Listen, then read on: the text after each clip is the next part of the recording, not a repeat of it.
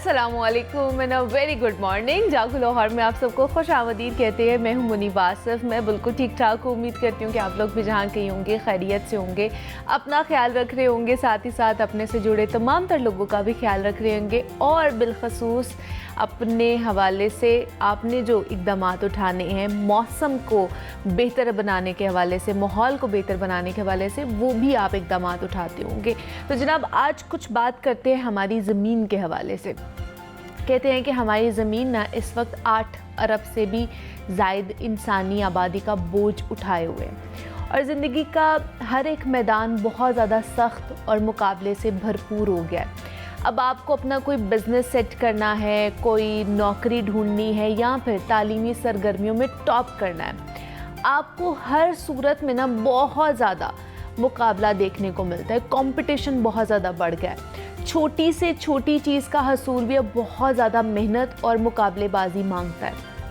इस मुकाबलेबाजी की दुनिया में हमारा पाला सख्त मुकाबले वाले लोगों से भी होता है, जो कि हमसे ज़्यादा माहिर होते हैं, हमसे ज़्यादा उनका एक्सपीरियंस होता है।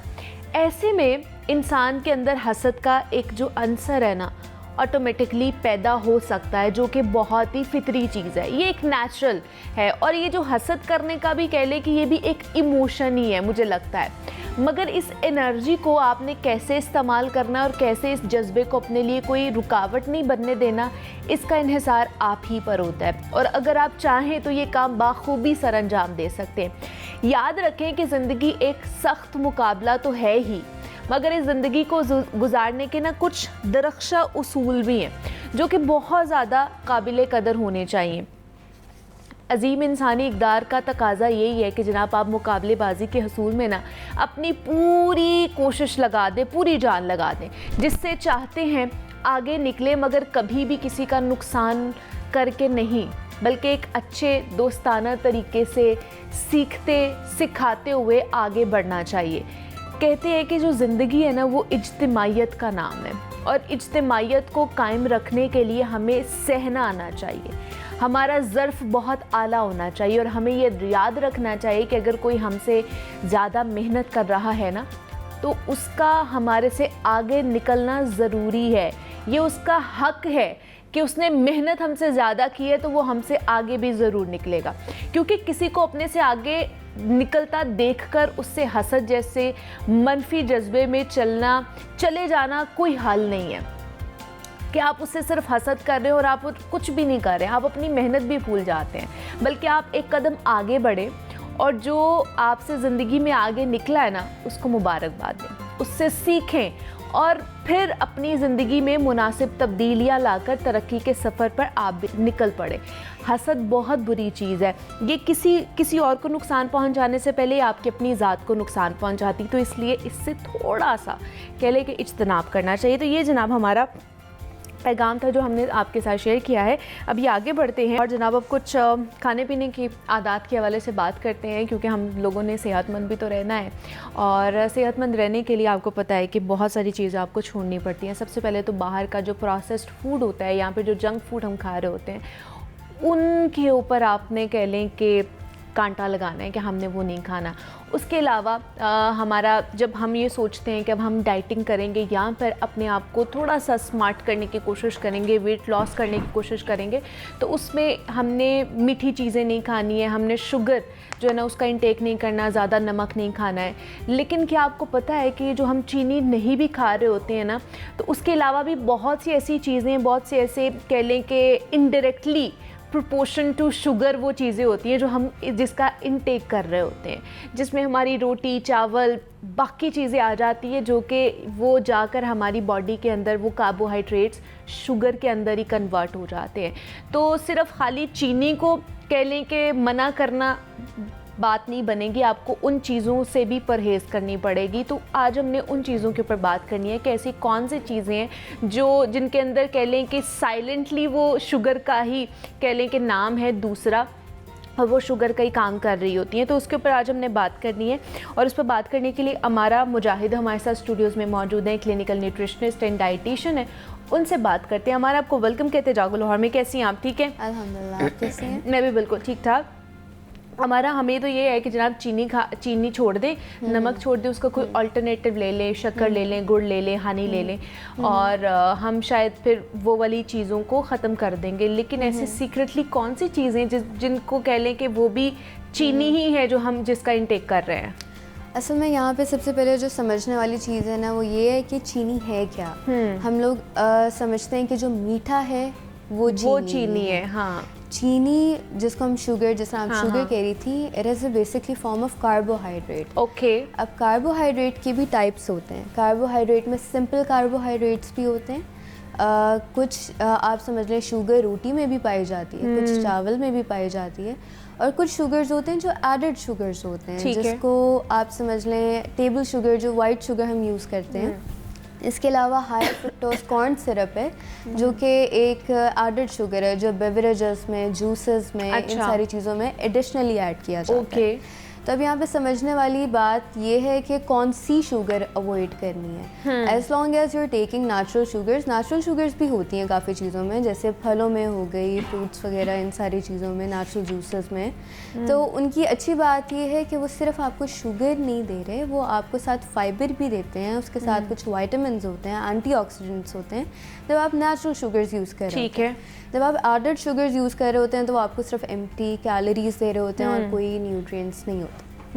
तो अगर आपको मॉडरेशन का पता है कि आपने किस टाइप की शुगर लेनी है, किस क्वांटिटी में लेनी है, as long as you are healthy person, तो आप ठीक हैं। हाँ, अगर कोई बीमारी की सूरत आ जाती है जैसे कि डायबिटीज़, जिसमें हमें शुगर को बहुत ध्यान से रिस्ट्रिक्ट करना पड़ता है, हाँ, उसमें मैनेजमेंट इसकी फिर थोड़ी डिफरेंट हो जाती है। लेकिन अब जैसे हम आम रूटीन में जैसे रोटी, चावल, ये चीज़ें खा रहे होती हैं, और इसके अलावा और भी ब्रेड जैसे खा रहे हैं या बाकी चीज़ें, तो वो भी मतलब वो भी हम शुगर ही इनटेक कर रहे हैं। एग्जैक्टली आपने कॉम्प्लेक्स कार्बोहाइड्रेट और सिंपल कार्बोहाइड्रेट का कभी सुना हो? अगर जो रिफाइंड चीज़ें होती हैं ना वो सिंपल कार्बोहाइड्रेट्स हो जाते हैं। अब वो इस तरह हो जाते हैं क्योंकि ड्यूरिंग देयर प्रोसेसिंग हम उनका जो ब्रान होता है ना वो उतार देते हैं। जब ब्रान उतार देते हैं तो उसमें से बी कॉम्प्लेक्स वाइटामिन भी निकल गए, उसमें से फाइबर भी निकल गया, तो आप सिर्फ शुगर ही ले रहे हैं। और वो क्योंकि बहुत सिंपल फॉर्म हो जाती है शुगर की, तो वो जल्दी से अब्जॉर्ब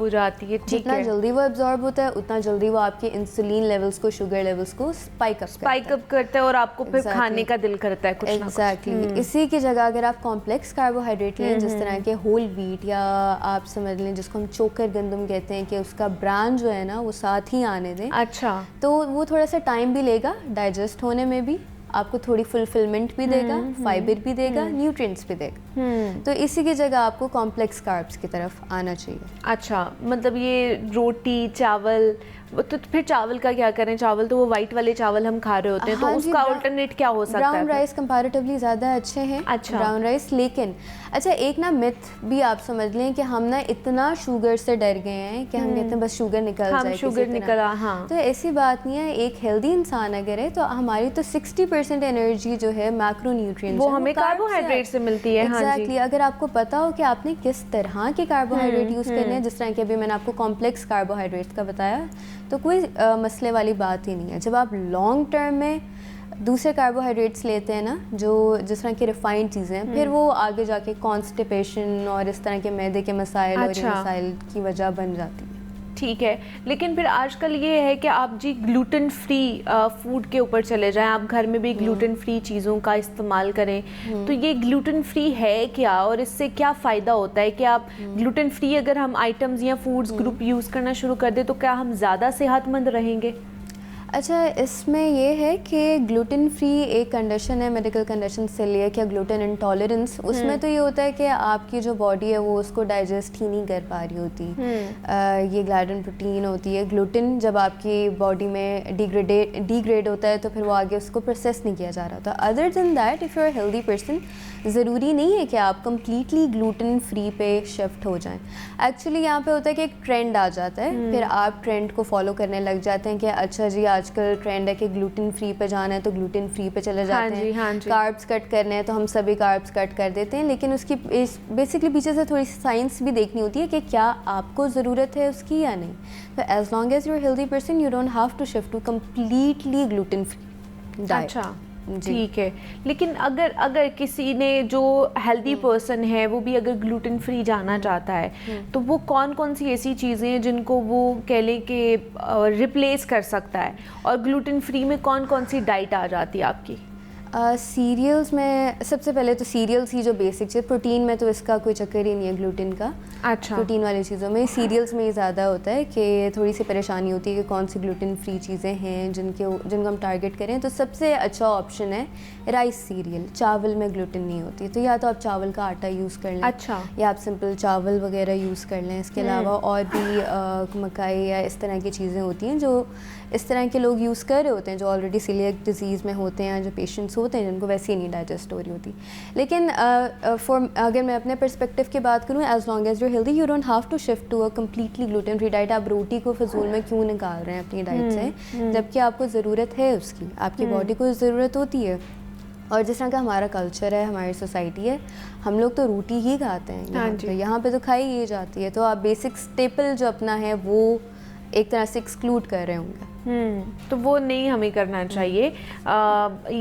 इनकी भी कहीं ना कहीं ज़रूरत है। तो मतलब हम अपनी डेली की रूटीन से हम लोग चीनी या कार्बोहाइड्रेट्स को एक्सक्लूड नहीं कर सकते, कहीं ना कहीं हमें ये चाहिए होते हैं। हाँ जी बिल्कुल। सबसे पहले आपको देखना है कि आपकी ज़रूरत क्या है। फॉर एग्जांपल जिस तरह मैंने आपको पहले बताया, for a healthy person moderation सबसे इंपॉर्टेंट होती है। 60% एनर्जी आपकी कार्बोहाइड्रेट से आनी चाहिए।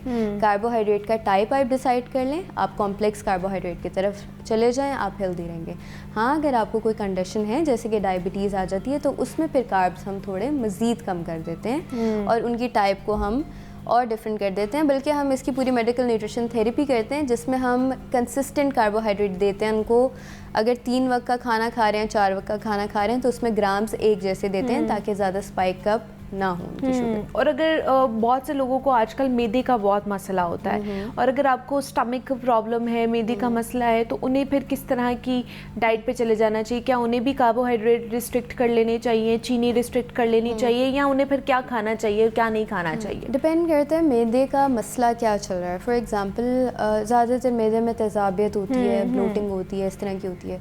यूजुअली तो ऐसा होता है कि अगर बहुत ज़्यादा दर्जे की है कि आपसे कुछ डाइजेस्ट ही नहीं किया जा रहा, तो आप थोड़े सॉफ्ट डाइट पे जाएं। जब आप उसमें भी कार्ब्स को रिस्ट्रिक्ट करने की ज़रूरत नहीं है, उसमें आपको खाना किस तरह पका रहे हैं। अगर आप मिर्च मसाला बहुत ज़्यादा डाल रहे हैं, आप उसमें तेल की मिकदार बहुत ज़्यादा डाल रहे हैं, तो फिर वो तो आपके स्टमक को मज़ीद अपसेट करेगी।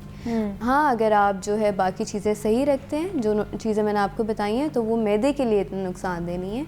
और जहाँ तक शुगर की बात है, शुगर डायरेक्टली एसिडिटी और इस तरह की चीज़ों को बहुत ज़्यादा इफेक्ट नहीं कर रही होती। ठीक है, लेकिन अब जैसे बच्चे भी घरों में ज़्यादा शुगरी आइटम्स खाते हैं या प्रोसेस्ड फूड ज़्यादा इस्तेमाल वो करते हैं, तो हम उनको कैसे रिस्ट्रिक्ट कर सकते हैं? वो तो टेबल फूड की तरफ आते ही नहीं है, या वो बाकी चीज़ों का ज़्यादा इस्तेमाल नहीं करते, मीठा वो ज़्यादा पसंद कर रहे होते हैं, तो उनको किस तरह कह लें कि मैनेज किया जा सकता है उनकी क्रेविंग्स को?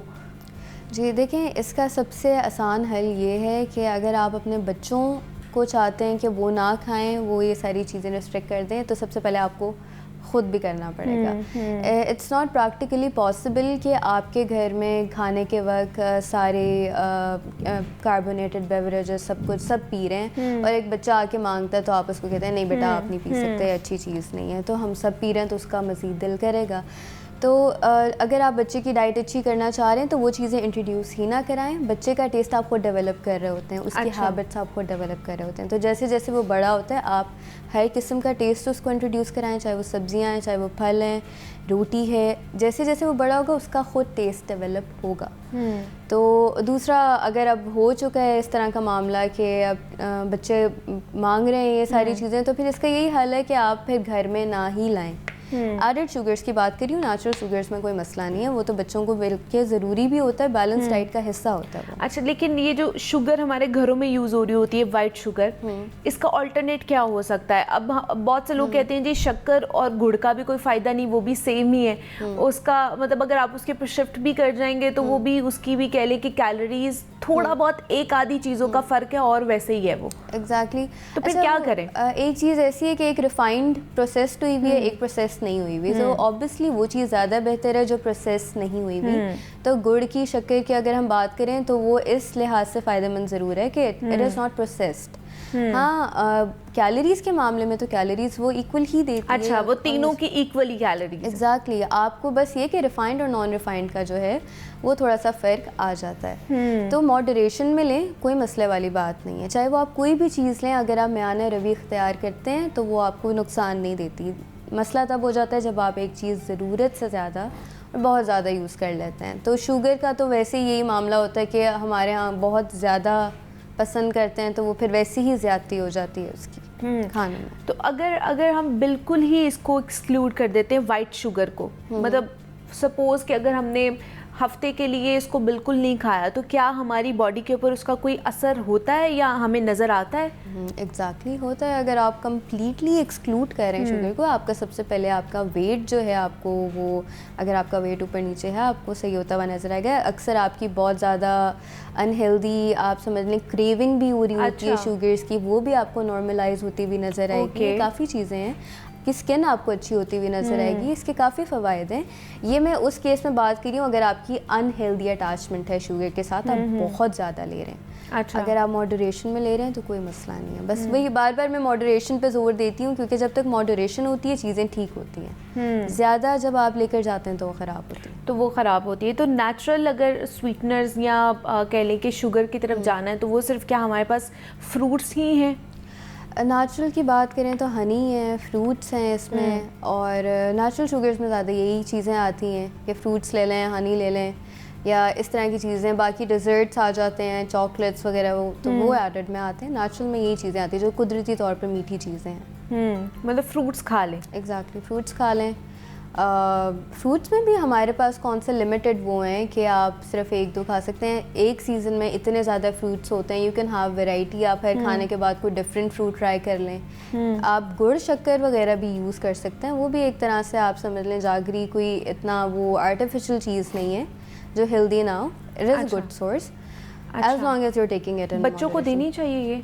थोड़ी बहुत आप दे सकते हैं, इसमें कोई मसले वाली बात नहीं। ज़्यादा ना दें, थोड़े बहुत दे दें। 10% तक आप उस नेचुरल शुगर वैसे ही रखते हैं डाइट में। अच्छा। AMDR इसको कहते हैं, मैक्रोन्यूट्रिएंट डिस्ट्रीब्यूशन रेंज, जिसमें हमने डिसाइड किया हुआ होता है कि कितने % क्या देना है। जैसे हमने कार्बोहाइड्रेट की 60% बात की, इसमें हम 15% तक प्रोटीन भी दे देते हैं, 25% तक फैट भी दे देते हैं, 10% मार्जिन नेचुरल शुगर्स का भी रखते हैं। शुगर का तो वैसे ही पोर्शन होता है 10%, फिर आप नेचुरल सोर्स से लेना। और जिन्होंने अगर वेट लॉस करना होता है हमारा, उनके लिए क्या आप सजेस्ट करोगे? वो किस तरह की शुगर के ऊपर जो है ना वो जा सकते हैं?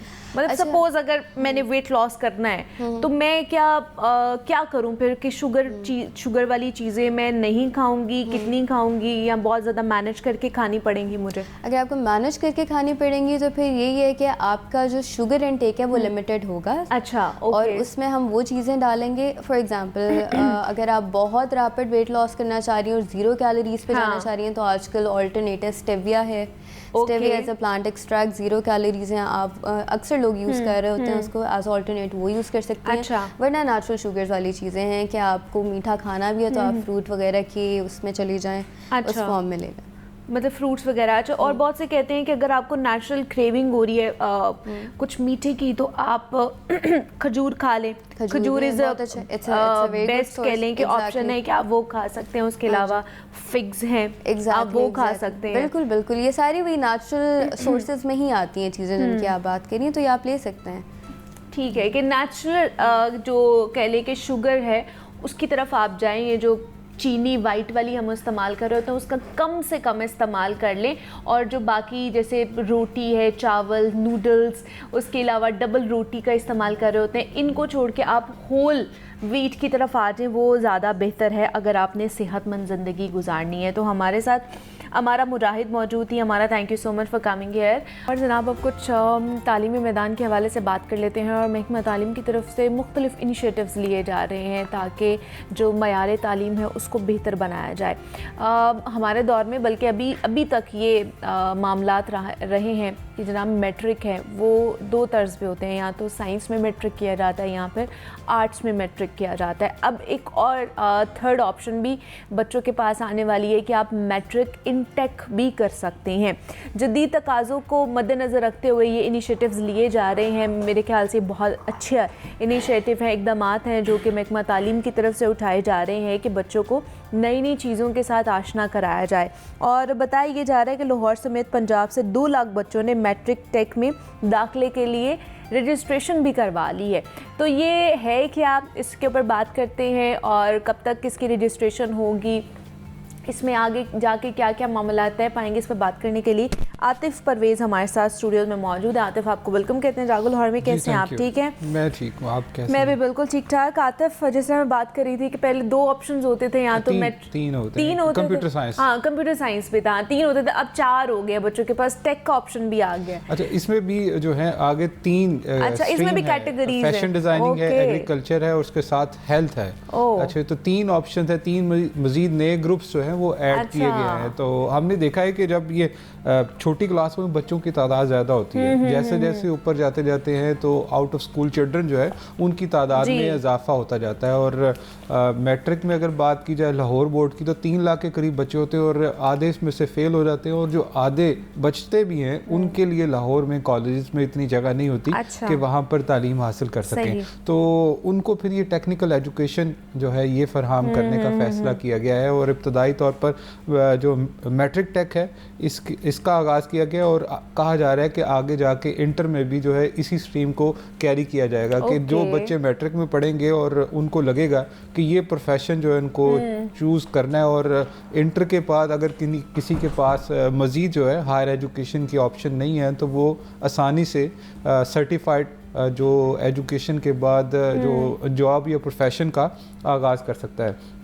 अच्छा, इसमें सिर्फ पाकिस्तान नहीं, बांग्लादेश देखा उसमें जो वो खासा आगे है, और उसी को देखते हुए पाकिस्तान ने भी इस मॉडल को आगे लेके आए क्योंकि आउट ऑफ स्कूल चिल्ड्रन जो है उसकी तादाद बढ़ती जा रही है। अच्छा, ये आगाज़ हुआ था नून लीग की ही गवर्नमेंट में 2018 में ख़त्म हुई है। उससे 1 साल पहले जो सरकारी स्कूल हैं उनमें लैब्स फराहम की गई थी फैशन डिज़ाइनिंग से मुतालिक और हेल्थ से मुतालिक, किचन गार्डनिंग से मुतालिक। लेकिन जैसे ही हुकूमत ख़त्म हुई तो वो सारी लैब्स भी ख़त्म हो गई और सामान जो है वो चोरी हो गया। फिर उसके बाद पीटीआई की गवर्नमेंट आई, उन्होंने भी इस हवाले से ऐलान किया कि ये मैट्रिक टेक है इसका आगाज़ किया जाएगा, लेकिन कोई अमली इक़दामात ना हो सके, सिर्फ फ़ाइलों तक ही ये मनसूबा रहा। अब जो है नून लीग की हुकूमत ने आते साथ ही इसके ऊपर फोकस किया था कि मैट्रिक टेक जो है नई स्ट्रीम इसका आगाज़ किया जाएगा, जिसमें ये 3 नई स्ट्रीम्स हैं, जिसमें 3 नए सब्जेक्ट हैं।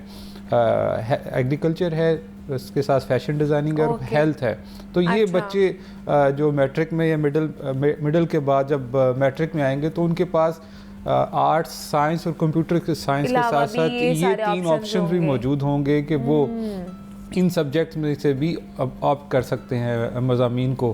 तो और ये कब से स्टार्ट होने जा रहा है? ये जो कमिंग नया सेशन है, तालीमी सेशन, एकेडमिक ईयर, यानी कि अप्रैल से जो है इस हवाले से हो जाएगा। लेकिन थोड़ा सा जो महकमा स्कूल एजुकेशन और हुकूमत की जो संजीदगी होनी चाहिए थी, यानी कि तेज़ी से जो काम होना चाहिए था वो नहीं हुआ, क्योंकि अब ये 2 लाख तलबा कह रहे हैं कि उनकी रजिस्ट्रेशन हुई है। पहले क्योंकि किताबों की पब्लिशिंग प्रिंटिंग होनी है तो उसके लिए महकमे के पास डाटा ही मौजूद नहीं था कि कितने तलबा जो है अगर ये नई स्ट्रीम्स आती हैं तो वो कितने तलबा होंगे जो इन सब्जेक्ट्स को ऑप्ट करेंगे।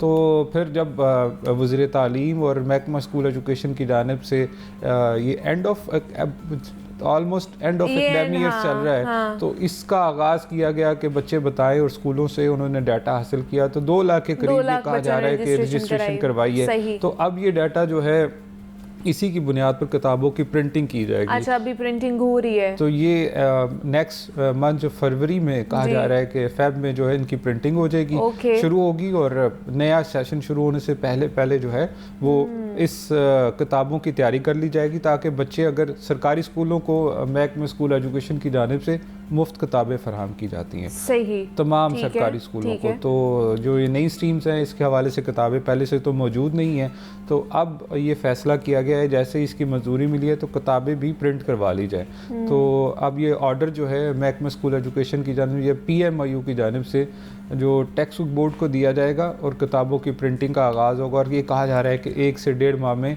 ये किताबें तैयार हो जाएंगी। तो नए सेशन पर तलबा जो मैट्रिक टेक करना चाहते हैं तो वो उसमें एडमिशन ले सकेंगे, वहाँ उनको मौजूद होगा, उनके पास ये ऑप्शन मौजूद होगा कि ये सब्जेक्ट जो है वो ऑप्ट कर सकते हैं। लेकिन इन सब्जेक्ट्स के लिए फिर हमें टीचर्स भी तो उससे रिलेटेड ही चाहिए ना, कि वो नहीं चाहिए होंगे? बिल्कुल, ये बड़ा अहम सवाल है कि इस हवाले से महकमा स्कूल एजुकेशन की उस तरीके से प्लानिंग नजर नहीं आ रही कि ये जो 3 नए सब्जेक्ट्स हैं जो आप कर रहे हैं, ऐड करने जा रहे हैं और इसका फैसला कर लिया गया है, इनको पढ़ाने के लिए टीचर्स भी तो चाहिए, टीचर्स भी उस तरह होने चाहिए। तो इस हवाले से अभी तक महकमा स्कूल एजुकेशन की जानिब से कोई जो है हिकमत अमली या ऐलानात जो है वो नज़र नहीं आ रहे, क्योंकि ये एक प्रोफेशनल सब्जेक्ट है, तो इनमें तलबा की प्रैक्टिकल जो है वो ज़्यादा होगा।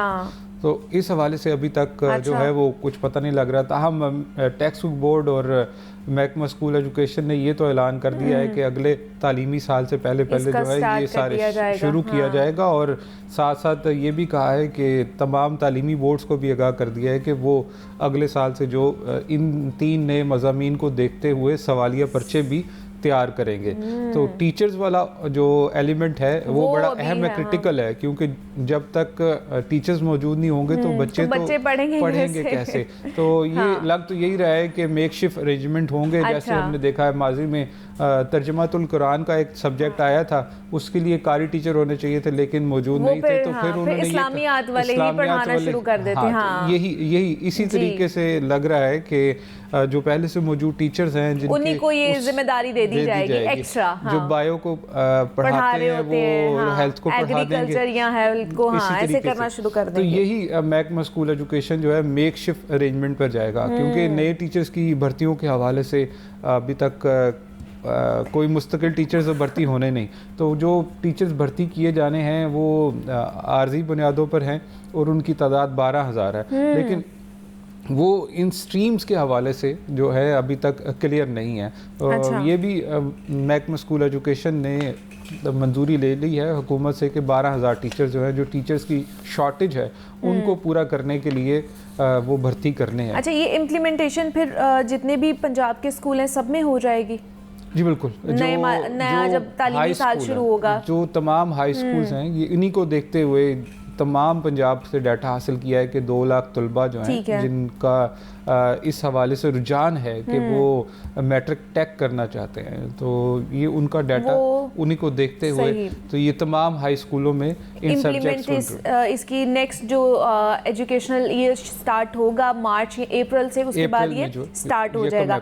अच्छा, दूसरा ये भी हमारे पास खबर आ रही है कि जो महकमा तालीम है उसकी स्कूल सरबराहान पे बहुत सारा नवाजिशात की बरसात हो रही है, अलाउंसेस दिए जा रहे हैं, उसमें इजाफा किया गया है। देखिए, इसमें ये ज़रूरी भी था क्योंकि हमने देखा है कि हेड तो लगा देते हैं महकमा स्कूल एजुकेशन, लेकिन कोई उस जिम्मेदारी को लेने के लिए तैयार नहीं है, क्योंकि वो कहते हैं कि टीचिंग के साथ अगर हम जाते हैं हेडशिप में पूरे स्कूल के इंतजामात को देखना है तो कोई इजाफी पैसे भी तो मिलने चाहिए, अलाउंस भी मिलने चाहिए, क्योंकि जो भी रिज़ल्ट ख़राब होता है तो जिम्मेदारी आती है हेड की। अगर कोई भी स्कूल में ख़राबी होती है तो जिम्मेदारी आती है हेड पर आती है। तो उनको इजाफी कोई अलाउंस नहीं मिल रहा था, जो अलाउंस मिल रहे थे वो 500 रुपया, 700 रुपया, 1200 रुपया बड़े पुराना मिल रहा था। तो ये स्कूल हेड्स जो है इनकी टीचर्स की ये बड़ी अरसे से डिमांड थी, और हमने देखा है कि हज़ारों स्कूल ऐसे हैं जहाँ पर मुस्तकिल रेगुलर जो है हेड्स मौजूद नहीं है क्योंकि कोई लगने के लिए तैयार नहीं है। तो अब ये फैसला किया गया है कि 5,000 से लेकर 12,500 रुपया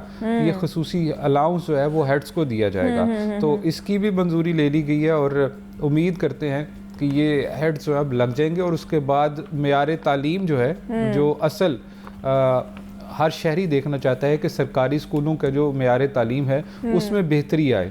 तो उम्मीद ये की जाती है कि तवक्को ये की जा रही है कि ये हेड्स को अलाउंस मिलने के बाद मेयार तालीम और इंतजामी जो अमूर हैं उसमें बेहतरी हो जाएगी। अच्छा, दूसरा आतिफ, कल जो आपको भी पता होगा पंजाब असेंबली का इजलास हुआ, बहुत हंगामा राई हुई वहाँ पर, अपोजिशन ने भी शोर शराबा किया, लेकिन कल पंजाब असेंबली के इजलास में हुकूमती रुकन अपनी ही हुकूमत पर बरस पड़े हैं। ये क्या मामला हुआ है? देखें, ये जो 13,000 के करीब स्कूल आउटसोर्स जो करने जा रहे हैं, आउटसोर्स किए किए जा रहे हैं, इसमें से जो 8,000 से ज़ायद जो हैं वो आउटसोर्स हो चुके हैं। तो उस हवाले से असातिज़ा में खासा जो है वो गम गुस्सा पाया जाता है। तो MPAs जो भी हैं वो भी अपने इलाकों से असातिज़ा से ही वोट लेकर आते हैं। तो इस हवाले से एहतजाजी तहरीक भी चलती रही। हमने देखा कि असातिज़ा सड़कों पर रहे, तालीमी बाइकआउट भी हुआ। फिर उसके बाद असातिज़ा रहनुमा और महकमा स्कूल एजुकेशन में मुज़ाकरात हुए, लेकिन उस मुज़ाकरात से भी असातिज़ा का एक बड़ा जो सेगमेंट है वो मुतमिन नहीं है। वो यही कहता है कि इन स्कूलों को आउटसोर्स ना किया जाए। तो ये अवामी नुमाइंदे जो हैं, MPAs जो हैं, वो भी इसी मसले को अवाम में उजागर करते रहे कि अपनी ही हुकूमत पर और महकमा स्कूल एजुकेशन पर तनकीद करते रहे कि ये स्कूलों को मज़ीद स्कूल बनाने की बजाय जो हुकूमत की जानिब से आउटसोर्स किया जा रहा है। और सोशल मीडिया पर भी चल रहा था कि मरीम नवाज़ की जानिब से कहा गया कि अल कादिर यूनिवर्सिटी हम अपनी तहवील में लेंगे। तो उस पर जो है वो PTI की जानिब से तनकीद की जा रही थी कि आप अपने स्कूल पहले से जो मौजूद हैं उनको आउटसोर्स कर रही हैं, तो नई यूनिवर्सिटी कैसे चलाएगी? तो ये अब हुकूमत के अपने जो नुमाइंदे हैं वो भी महकमा स्कूल एजुकेशन पर तनकीद कर रहे हैं कि नए स्कूल बनने की बजाय पहले से मौजूद स्कूलों को आउटसोर्स कर रहे हैं। और इस पे असातिज़ा जो है वो अपने अवामी नुमाइंदों के पास जा रहे हैं। ठीक है जी, ये सारी सूरत हाल थी महकमा तालीम के हवाले से कि वो किस तरह की इनिशिएटिव्स ले रहा है। अब मैट्रिक इन टेक का भी एक नया ऑप्शन आ चुका है, उसमें भी आपको 3 और मज़ीद ऑप्शन मिलते हैं। उनके ऊपर भी इन डिटेल में हमने बात की। आतिफ परवेज़ हमारे साथ मौजूद थे। आतिफ, बहुत शुक्रिया आपके वक्त का, आप यहाँ पर आए। और ब्रेक लेते हैं यहाँ पर जी, मिलते हैं इस ब्रेक के बाद।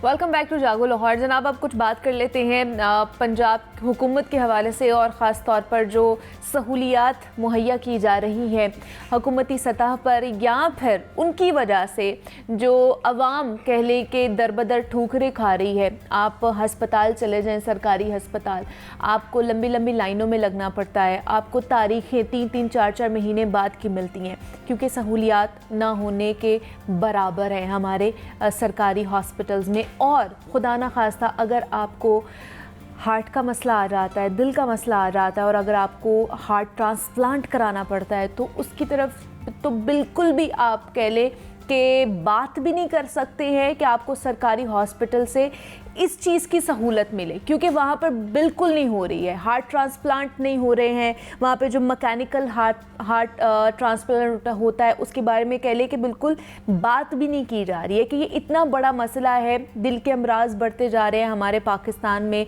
बिलखुसूस के हमारे यहाँ पर रीजन में, लेकिन कोई नया हॉस्पिटल नहीं बनाया जा रहा है जो कि क्रिटिकली और कह लें कि स्पेसिफ़िकली सिर्फ हार्ट के हवाले से बात की जाए या हार्ट के हवाले से वहाँ पे ट्रीटमेंट्स लेकर आए जाए जिसमें जिद्दत भी आती हो। तो उसके ऊपर हम बात करेंगे कि ये मिनिमल इन्वेजिव सर्जरी क्या होती है, मैकेनिकल कह लें कि हार्ट क्या होता है। इसके ऊपर बात करने के लिए हमारे साथ डॉक्टर परवेज़ चौधरी साहब स्टूडियोज़ में मौजूद हैं।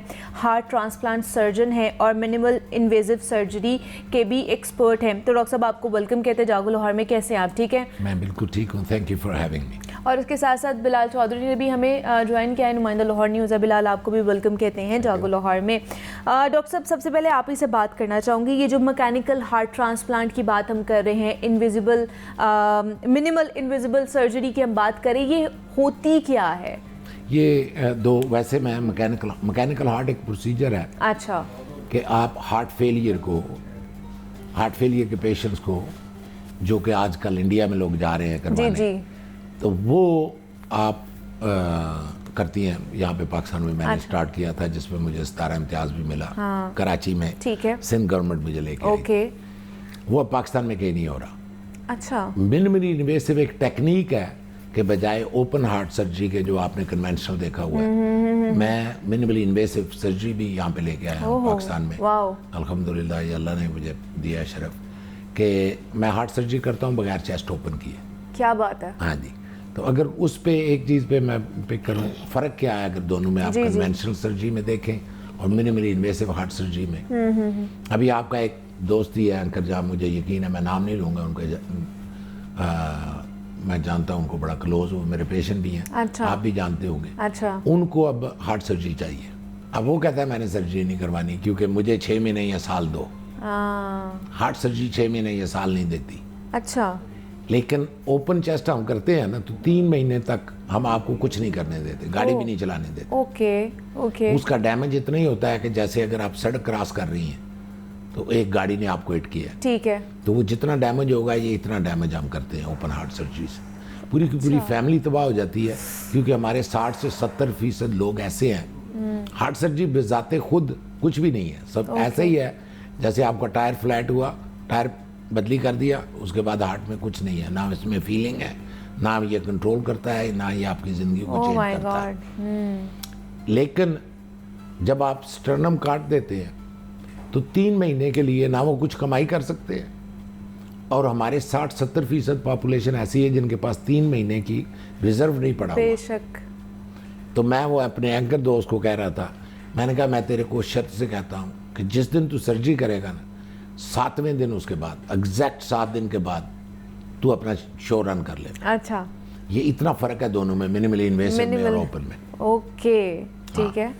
तो एक तो वो मैं वो करता हूँ। ठीक है। दूसरा क्वेश्चन आपने किया हार्ट फेलियर का, ये हार्ट ट्रांसप्लांट का। जी। हार्ट ट्रांसप्लांट से अगर हम एक फ्यू सेकंड मुझे आप दें, ये हार्ट ट्रांसप्लांट होता क्यों है?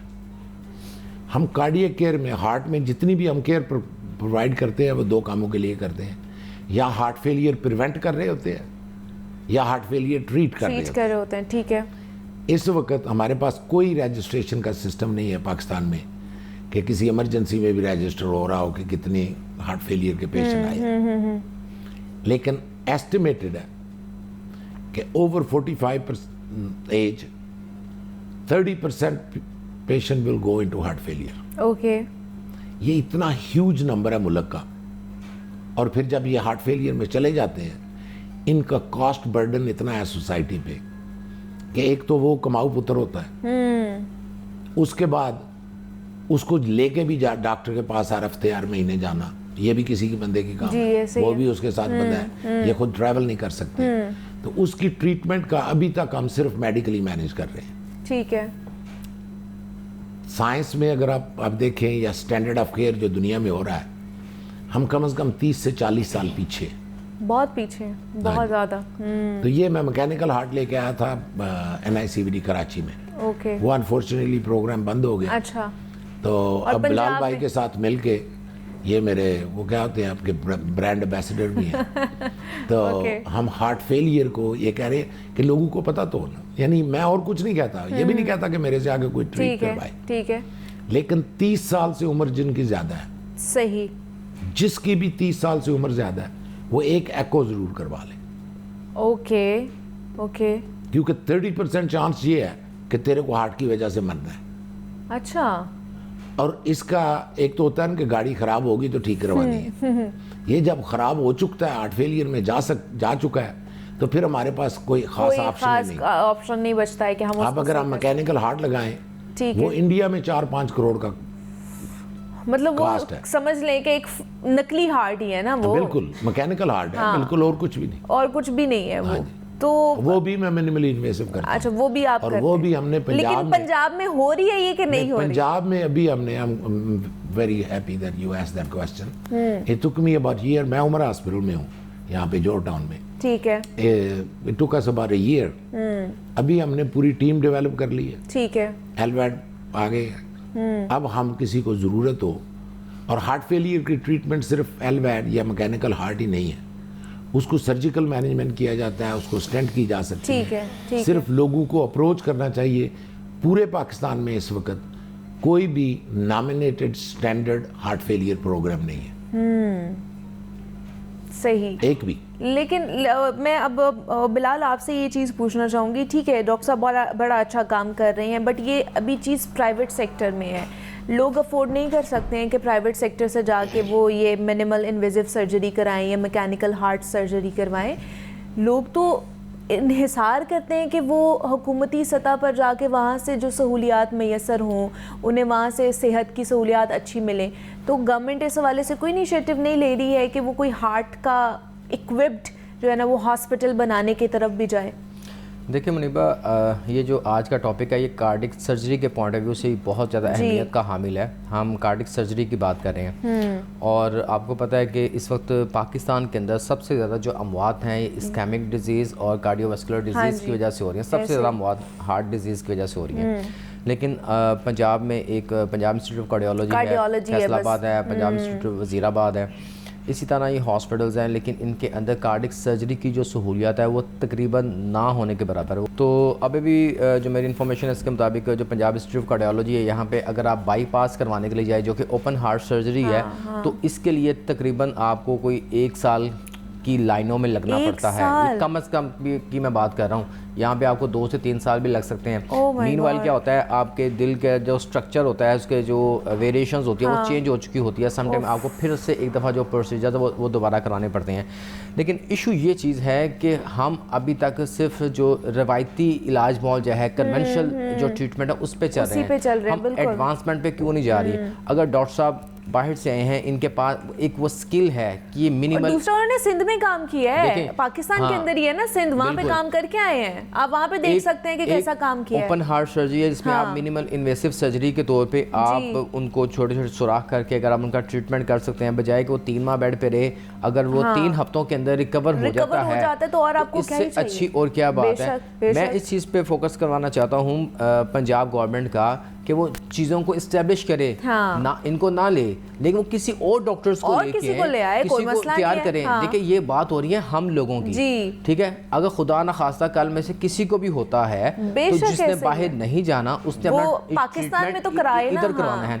और मैं आपको ये बताऊं कि जिस इलाज की ये बात कर रहे हैं निजी सेक्टर में, वहाँ पे तो लाखों रुपए हैं, तो पंजाब गवर्नमेंट क्यों नहीं यहाँ पे कर रही? फिर उसके बाद यहाँ पे हमारे यहाँ अभी तक जो हार्ट ट्रांसप्लांट है उसको उस पर फोकस ही नहीं किया जा रहा, ठीक है? उसके अंदर आपको ब्रेन डेड जो डोनर है वो चाहिए, इसके लिए आपको एक ऑर्गन्स जो बैंक है वो बनाना पड़ता है। लेकिन एटलीस्ट आप उसके काम तो शुरू करें। हम दुनिया से डॉक्टर साहब ने 50 साल का, मेरा ख्याल हम 100 साल पीछे हैं, हम इस चीज़ के अंदर फोकस ही नहीं कर रहे।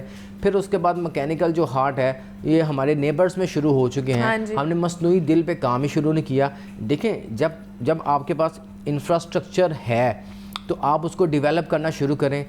देखें इस वक्त कार्डिक जो हार्ट सर्जरी है इसका इतना बेड़ा गर्क है कि पाकिस्तान के अंदर, मैं पीड्स की बात करने लगा हूँ, पाकिस्तान के अंदर जो पीड्स जो कार्डिक सर्जरी है ये बहुत ज़्यादा ज़बो-हाली का शिकार है।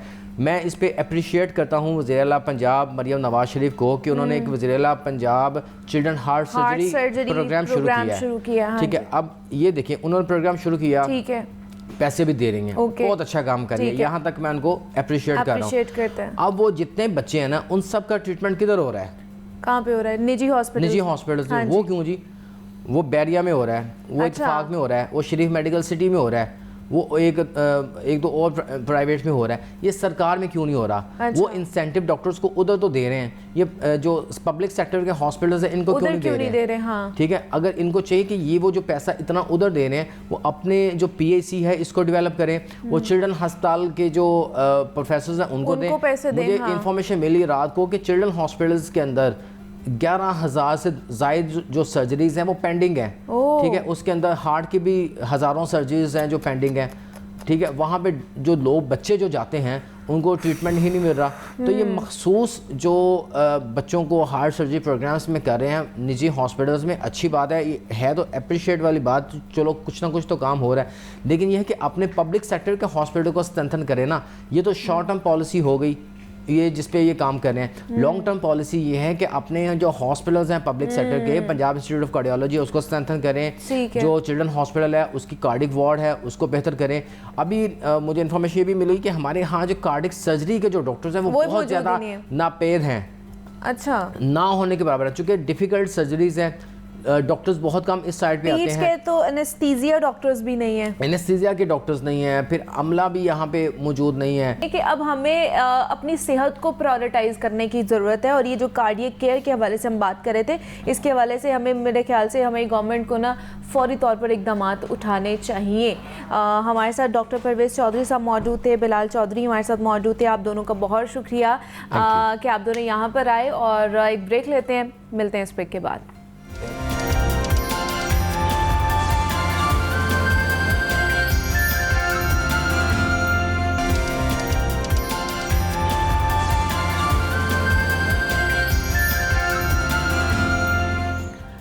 वेलकम बैक टू जागो लाहौर। जनाब, अब कुछ शहर लाहौर के हवाले से बात करते हैं, क्योंकि ये जैसे ही कह लें कि साल का आगाज़ होता है तो मुख्तलिफ इवेंट्स का भी इनकाद किया जाता है। तो अगला महीना जो कि कुछ ही दिनों बाद आ जाएगा, फरवरी का महीना, तो उस फरवरी के महीने में हॉर्स एंड कैटल शो का भी इनकाद किया जाएगा पंजाब हुकूमत की तरफ से। और इसकी जो ज़िम्मेदारी है वो PHA को तफवीज़ की गई है कि उसने इस इवेंट को शाहाना तौर पर इसकी तैयारियाँ करनी है, इंतज़ामात को देखना है और सजावट करनी है। तो उस हवाले से भी बात करेंगे कि इसमें क्या क्या चीज़ें होंगी। और साथ ही साथ जनाब, शहर लाहौर में वाटर मीटर्स की तनसीब का जो मंसूबा है वो बंद हो चुका है, तो इससे कितना नुकसान पहुंचेगा और बंद क्यों हुआ है, वजह क्या है, और ये जब अगर लग जाते तो इसका फ़ायदा क्या होना था।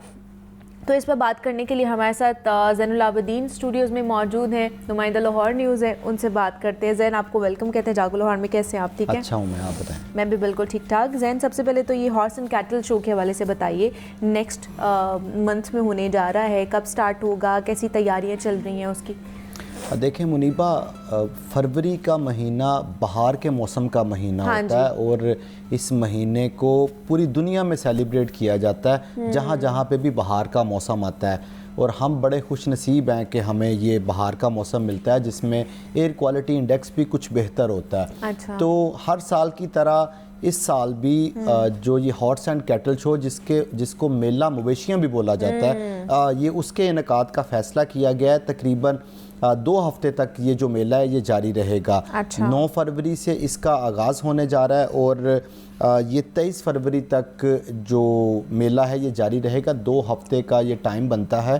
और इसकी जो इफ्तिताई तकरीब है वो फोर्ट्रेस स्टेडियम में उसका इनकाद किया जाएगा और जो इख्तितामी तकरीब होगी वो ग्रेटर इकबाल पार्क, जिसको ये मीनार पाकिस्तान भी बोला जाता है, वहाँ पर उस तकरीब का इनकाद किया जाएगा। और ये जो 14 दिन का टाइम होगा इसमें 16 मुख्तलिफ जो तकरीबात हैं वो मुख्तलिफ पार्क्स में मुनक्कद होंगी। जहाँ ये तकरीबात होंगी वहीं पर आपको लाहौर एक नए रूप में नज़र आएगा। जिस तरह हर मौसम बहार में आप देखते हैं कि कैनाल रोड को सजा दिया जाता है, मुख्तलिफ जगह पर ये जो लाइट्स हैं वो लगा दी जाती हैं, जो फ्लोटिंग नहर में चीज़ें हैं वो नज़र आ रही होती हैं। तो इस तरह का भी जो प्लान है वो किया गया है। इस सिलसिले में ये सिर्फ लाहौर नहीं बल्कि पूरे पंजाब में इस दफ़ा ये मेला जो है मवेशियाँ या हॉर्स एंड कैटल शो इसको लेकर जाया जा रहा है। लेकिन लाहौर हमेशा से ही तवज्जो का मरकज़ रहा है, तो इसलिए जो मेजर तकरीबात हैं वो शहर लाहौर में ही उसका इनकाद किया जाएगा। इस सिलसिले में जो भी लाहौर के 5 बड़े पार्क्स हैं, जिसमें बाग जिना है, गुलशन इकबाल पार्क है, नेशनल पार्क है, ग्रेटर इकबाल पार्क है और जिलानी पार्क रेस कोर्स है। ये तकरीबात का इनकाद इन पार्क्स में भी होगा। इसमें कुछ जो कंपटीशन है उनका इनकाद कर दिया जाएगा, जो नए नए फूल हैं वो लगा दिए जाएंगे, प्लांटेशन की जाएगी। तो इस तरह की जो तकरीब हैं उसका और ये PHA इसको सारा कुछ हेड कर रहा है। पंजाब हुकूमत की तरफ से लाहौर डिवीज़न में, मतलब कसूर, ननकाना और शेखुपुरा में ये जिम्मेदारी कमिश्नर लाहौर को दी गई है और लाहौर में पार्क्स एंड हॉर्टिकल्चर अथॉरिटी इसको पूरे को लीड करेगी। और अभी ये भी प्लान किया जा रहा है कि टेंट पैगिंग जो होता है उसका भी इसमें इनकाद किया जाए इफ्तिताई तकरीब में। अभी वो प्लान ज़ेरे गौर है। अगर 9 फरवरी को ये हॉर्स एंड कैटल शो का इनकाद किया जाता है तो फोर्ट्रेस स्टेडियम की जो इफ्तिताई तकरीब होगी उसमें ये टेंट पैगिंग का जो कंपटीशन है वो भी होगा। तो लोगों को बड़े दिलचस्प जो इसके इवेंट्स हैं और जो दिलचस्प मुकाबले हैं वो देखने को मिलेंगे। अच्छी बात है ये जो इस तरह घुटन का माहौल है उसमें। हाँ, वैसे भी हमारे पास तफरीह का कोई अल्टरनेट है ही नहीं है कि बंदा बाहर जाकर लाहौर में, तो इस तरह के इवेंट्स मेरे ख्याल से होने चाहिए। तो 9 फरवरी से ये शुरू हो रहा है, 23 फरवरी तक ये जारी रहेगा। तो ये तो मामलात हो गए जी, अच्छी चीज़ है। अब और भी हमने चीज़ें देखनी है कि लाहौर शहर में और भी चीज़ें हो रही होती हैं, और भी हमारे ऐसे इदारे हैं जो काम बिल्कुल नहीं कर रहे होते, तो उनको भी हाईलाइट करना चाहिए। शहर लाहौर में वाटर मीटर्स कई सालों से पड़े हुए हैं, पड़े भी हैं कि नहीं पड़े, लेकिन मंसूबा उनका शुरू हुआ था 2022 में मुआहिदा हुआ था। अभी तक शुरू मतलब उसके ऊपर बात भी नहीं की गई है वाटर मीटर्स के ऊपर कि अगर वो वाटर मीटर्स लग जाते हैं तो मेरे ख्याल से जो हम रोज़ बात करते हैं कहीं ना कहीं बैठ के कि जो ज़मीन की जो सतह है, नीचे पानी की जो सतह है वो कम होती जा रही है, तो उसका फ़ायदा अल्टीमेटली तो होगा हमें, लेकिन उसके ऊपर क्यों नहीं काम किया जा रहा? मुनीबा, मैं समझता हूँ कि ये जो वाटर मीटर्स का प्रोजेक्ट रोल बैक हो चुका है, जो कल लाहौर न्यूज़ ने ये न्यूज़ नशर की, ये लाहौर के वासियों के लिए बुरी खबर है। अच्छा। 2016-17 से ये वाटर मीटर्स का जो प्रोजेक्ट है इसकी बाज़ गश्त सुनने में आ रही थी, और प्लान ये था कि जितना लोग पानी इस्तेमाल करेंगे उसके मुताबिक वो बिल आएगा। ठीक है। इस तरह ये सबसे अहम बात ये होती है कि लोग फिर पानी का ज़िया नहीं करते। इस चीज़ से कंसर्न नहीं है कि पानी को बचाकर पैसे कितने बचते हैं, कंसर्न ये है कि ज़ेरे ज़मीन पानी को किस तरह महफूज बनाया जा सकता है।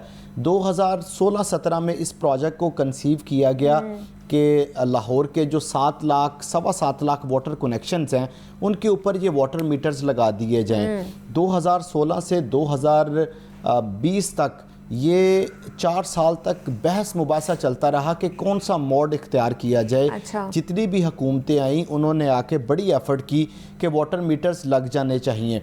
फिर आखिरकार वासा और जो पब्लिक प्राइवेट पार्टनरशिप PPP इदारा है, इनका आपस में एक कंसोर्शियम हुआ, और फिर उसके बाद जो चाइनीज़ कंपनी है उसका इंतखाब किया गया कि ये वाटर मीटर्स लगाएगी।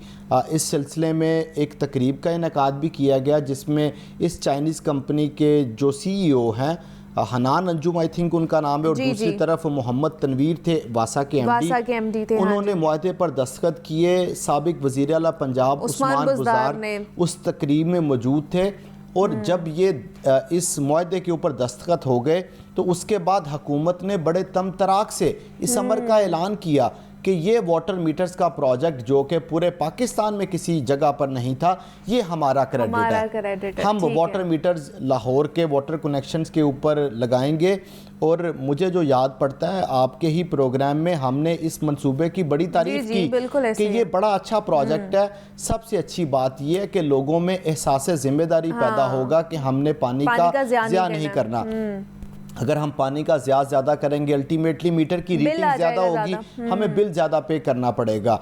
उसके बाद जो इसका मुआहदा था वो मुआहदा ये था कि वो कंपनी पाकिस्तान के अंदर ही और लाहौर के अंदर ही जहाँ पे ये प्रेमिसेस है, इसके लाहौर की प्रेमिसेस के करीब एक फैक्ट्री लगाएगी, वहाँ पर वाटर मीटर्स को प्रोड्यूस करेगी, वाटर मीटर तैयार करेगी। अब उसको डेडलाइन भी दी गई। नवंबर 2022 में उन्होंने फैक्ट्री भी लगानी थी और वाटर मीटर्स तैयार भी करने थे। 2023 के मिड में, जून या जुलाई 2023 में उन्होंने तमाम वाटर कनेक्शंस के ऊपर वाटर मीटर्स लगा देने थे। ये मुआहदा हुआ था, रिटन मुआहदा हुआ था, जिसका आपने भी जिक्र किया ना कि बुज़दार साहब उस तकरीब में मौजूद थे। ये उस तकरीब का मैं हवाल बता रहा हूँ। लेकिन इतनी बदकिस्मती है कि उस मुआहदे की जितनी भी शिकें मौजूद थी, किसी एक भी शिक के ऊपर अमल नहीं हुआ। 2022 से लेके ये 2025 चल रहा है, मुआहदा नल एंड वाइड हो गया। उस मुआहदे के जो डेडलाइंस थी उसके ऊपर अमल नहीं हो सका। लेकिन बदकिस्मती की बात यह है कि 7,15,000 मीटर में से हम एक भी मीटर प्रोड्यूस नहीं कर सके। इस दौरानिए में लाहौर के वाटर कनेक्शंस के ऊपर एक भी वाटर मीटर की तनसीब नहीं हो सकी, और मुसलसल इस मामले के ऊपर हठधर्मी का मुजाहरा किया गया।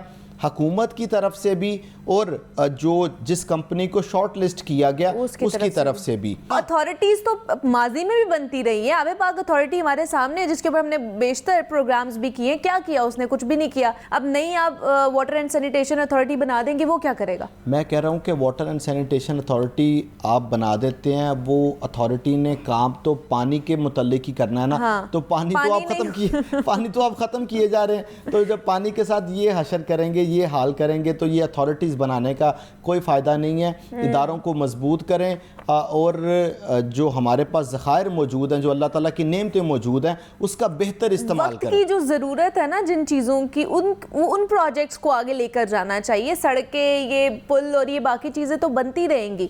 पानी नहीं होगा, ये सारे मामलात नहीं बनेंगे, बुनियादी सहूलियात नहीं आप लोगों को देंगे तो क्या फ़ायदा है? मतलब अब क्या मैं क्या ही कहूँ कि क्या करना है हमने सड़कों को, क्या करना है हमने ये ब्रिजेस को। बिल्कुल ऐसे ही है। बुनियादी ज़रूरियात नहीं है तो फिर इन चीज़ों का भी कोई फ़ायदा नहीं है। तो ये जो मुआहिदा ख़त्म हो चुका है, 3 साल गुजर चुके हैं इसको। 2022 में कहीं जाके ये मुआहिदा हुआ था कि वाटर मीटर्स लगेंगे, जिसकी वजह से अवाम भी खुश होगी, उनको भी थोड़ा सा सहारा होगा, इवन दो कि आपको भी सहारा होगा कि जनाब हमने ज़्यादा इक़दाम नहीं उठाने हैं कि जो पानी की सतह ज़ेर ज़मीन नीचे होती जा रही है। तो मेरे ख्याल से इस मनसूबे को दोबारा से रिप्रोजेक्ट करना चाहिए। हमारे साथ शेख ज़ैनुल आबदीन मौजूद है। ज़ैन, बहुत शुक्रिया आपके वक्त का कि आप यहाँ पर आए। मुझे इजाज़त दीजिए, ख्याल रखिएगा, अल्लाह हाफ़िज़।